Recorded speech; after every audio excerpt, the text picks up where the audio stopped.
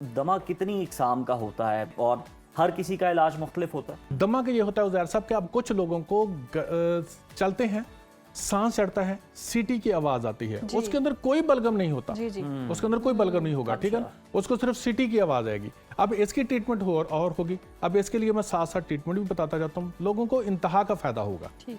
अगर किसी को, गौर से सुन लीजिएगा प्लीज, फिर रिक्वेस्ट करता हूं, आप देखते नहीं है, फर्क नहीं करते और फिर कहते हैं कि हमें आराम नहीं आ रहा। दमा काबिल इलाज है, दमा ला इलाज मर्ज नहीं है।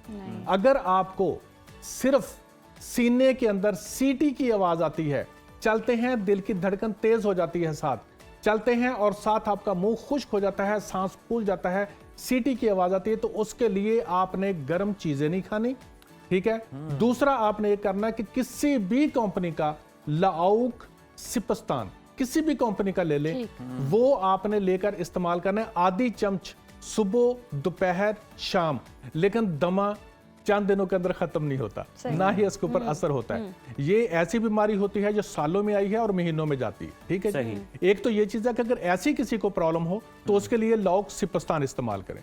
दूसरा ये, कुछ लोग ऐसे होते हैं उनके सीटी की आवाज भी आती है, लेकिन जब सांस लेंगे ना तो उसको भी और जो साथ बैठा होता है उस शख्स को भी वाज़े पता चलता है कि जैसे सीने के अंदर बलगम है और खरड़ खरड़ की आवाज आ रही है। और ये अक्सर होता है, आप भी सुनेंगे, दमे वाला जो मरीज होगा उसको खरड़ खरड़ की आवाज भी आ रही होगी, ठीक है। और जितने दमे के मरीज होते हैं ये साथ कॉन्स्टिपेशन के, कब्ज के पेशेंट लाजमी होंगे, उसके लिए भी आपको बताऊंगा साथ। अब आपने इसके लिए क्या करना है, इसके लिए ये आपने करना है कि पहले भी जो मैंने फार्मूलेशन बताई हुई है वो भी है, मलट्ठी है, बर्गबांसा है, दूसरी चीजें हैं, वो इस्तेमाल कर लें। साथ इसके ये है लाउक, ख्यार, शंबर, किसी भी पंसार स्टोर से जाएंगे इजीली मिलेगा आपको लाउक, ख्यार, शंबर। इसकी आधी चम्मच सुबह दोपहर शाम इस्तेमाल करें।